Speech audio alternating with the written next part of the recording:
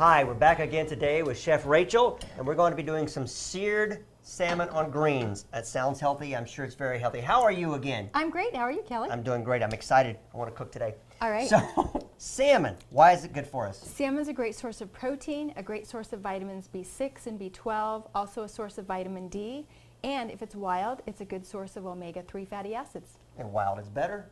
Yes, wild is better than farmed. Wild is better than farmed because if it's wild, it has more of these omega-3s, and they're also called essential fatty acids because our body can't make them. We have to get them from our diet. Good to know. And most Americans are not getting enough omega-3s. They're eating too many farmed meats and processed and packaged foods, but we need these omega-3s for health. Farmed, I've heard farmed salmon is what you're talking about. What about the Atlantic salmon? Atlantic salmon is farmed. Really? And what you want is the wild Alaskan salmon or wild salmon that's from Oregon or Washington. And the reason you need the wild salmon is when the salmon are eating their natural diet, they produce more of these omega-3s that help fight inflammation. They reduce the risk of many cancers, arthritis. Also, kids need salmon for the development of the brain, eyes, and nervous system. And these omega-3s are just so important, but most people don't know what they should be eating to get those important nutrients. So other foods again that have omega-3s? Other foods that have omega-3s, you want to put the fish in there, put it skin side up to start. Okay. And we'll tilt the pan. We have a little olive oil in the pan and it's hot. Definitely olive oil, very good for you. And you want it over a kind of a medium-high heat at first to sear. Okay. And just seared. we just want to sear the first side, then we'll turn it over and have it skin side down when we stop. Oh, I thought I had skin on that one. So the wild salmon has those omega-3s and the farmed salmon doesn't. Okay. And the farmed salmon also has high amounts of mercury and up to 40 times more PCBs than other protein foods. I've heard of mercury. I know that's something people are worried about. And PCBs, that sounds familiar. What is that? PCBs are persistent cancer-causing chemicals that linger in the environment. And even though they've been banned, they're still in the water. They're in a lot of places in the environment. And when the fish are farmed and given that artificial diet, they're getting a high concentration of these contaminants. But when they're wild, they're very low in the PCBs. So let's leave that there for just a few minutes to sear. Lid? Go ahead and you actually leave the lid off. Okay. We'll sear it on one side and then flip it. I think that's why we're always talking about organically, fresh raw foods, trying to get away from all the stuff they've been putting into our food system. It's just messing everything up, I think. Yeah, the closer your food is to the way you'd find it in the wild, the better. I agree. The least interference. So if it's wild versus farmed, the fish get their natural diet. Farmed fish get the equivalent of dog chow. It's just a totally artificial diet. It's not what they're designed to eat. And in fact, some of the farmed salmon are given a dye to make their flesh pink. I have seen that, color added. Yeah, because people Look are for used that. to pink, the pink color, and if they don't see it, they wouldn't buy it. Because they're not getting their nutrients naturally, so they're not getting the They right have color. to bake it. Okay. So you grab that spatula. All right. Let's check this. So what we want to do is see if there's a little bit of color on the bottom, if it's a little bit seared. Okay, we'll give it a couple more minutes, and then we'll turn it, and then we can cover it. And what else do we need to do? So what we're going to do now is we're going to assemble the salad while we're waiting on the fish. All right. And what we have here is baby greens, and you need 8 to 10 cups of baby greens. You could have the spring mix, you could use the baby spinach, or you could use a mix of several different kinds of lettuce. Sounds good. So what's going to go on top of this is celery, and we've got a heaping cup to a cup and a half of chopped celery. And if you have a big bunch of celery, the outer stalks are a little bit tough, and you can peel them with a vegetable peeler so you don't get those strings stuck in your teeth. The next thing we're going to do is put 2 cups of chopped pineapple on top. So this is going to be really colorful. It's going to add a lot of flavor. A lot of color, and color's good. Yep, the more Lots of color, color. natural color from the vegetables and fruits, the better. Let's turn the fish now. Okay.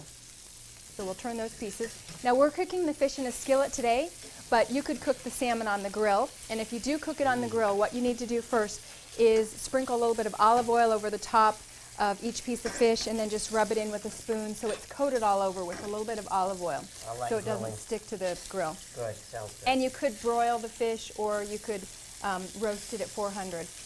But you do want to cook the fish and you want to cook it without overcooking it. So How's that? maybe cook it a little bit medium rare. That's perfect. So we'll leave that cooking. What we're going to do now is add some chopped orange bell pepper. So use orange or red bell pepper, something for a contrasting color. Again, more color. More color.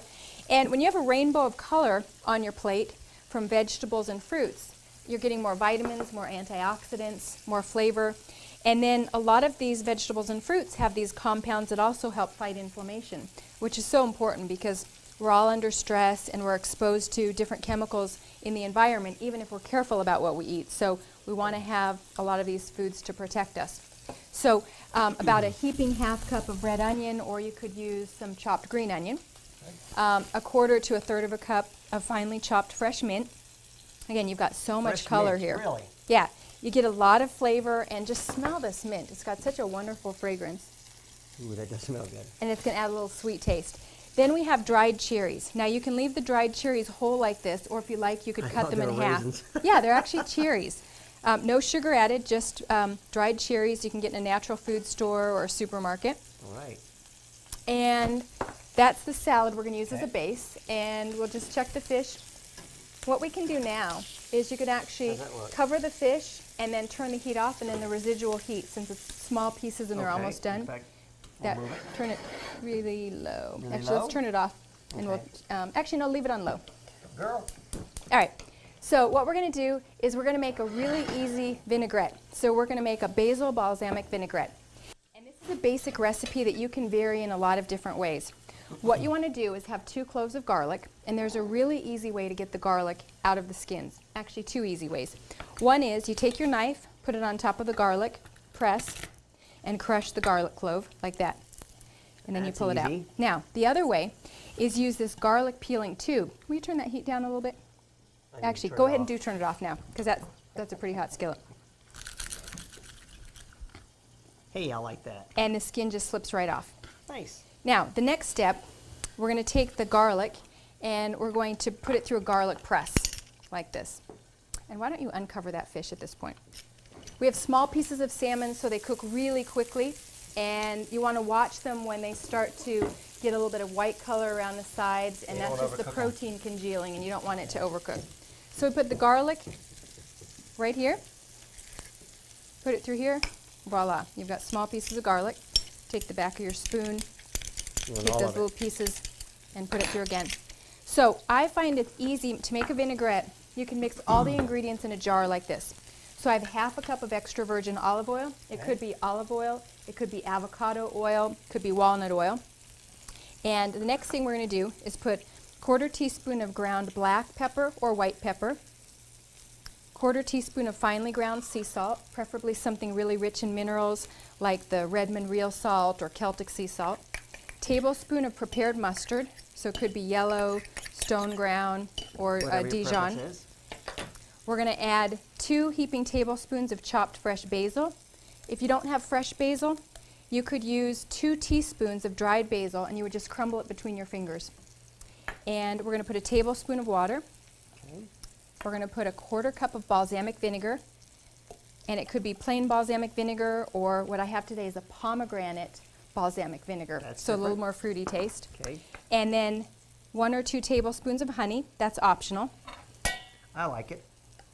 And then we'll add the garlic. We'll put the lid on and then just shake it up.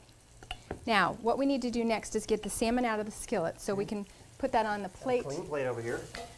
So you've got your clean plate. And it's really important when your fish is done cooking, take it out of the skillet or take it off the heat source, because the fish will keep cooking even after you take it off the heat, and you want to be careful not to overcook.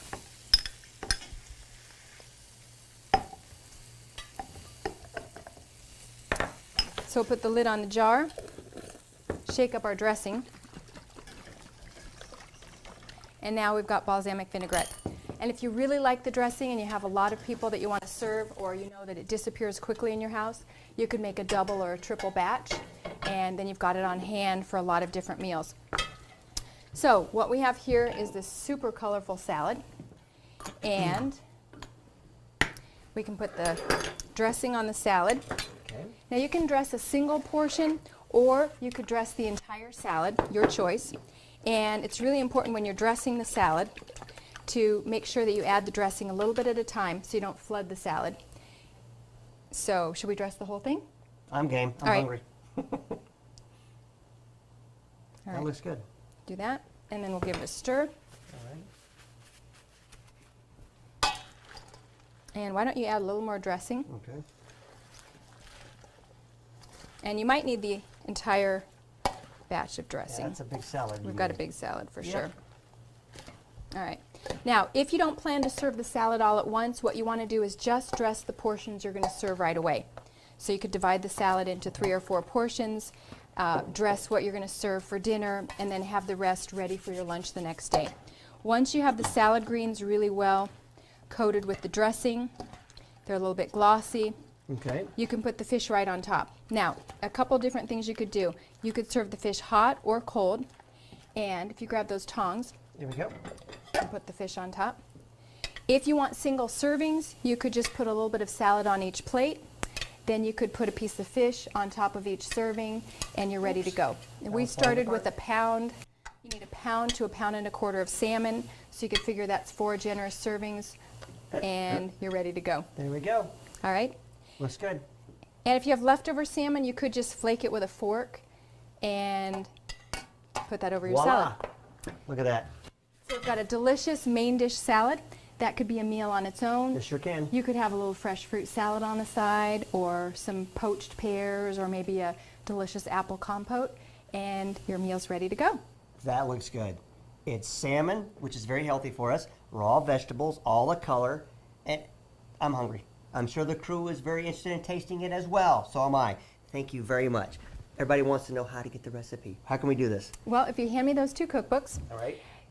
people can find these and other recipes in the Ice Dream Cookbook and the Garden of Eating. And both of those books are available on 2 websites, thegardenofeatingdiet.com and thehealthycookingcoach.com.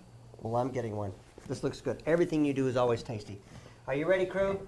Let's get some plates and let's eat. I'm sure you're hungry, so let's go.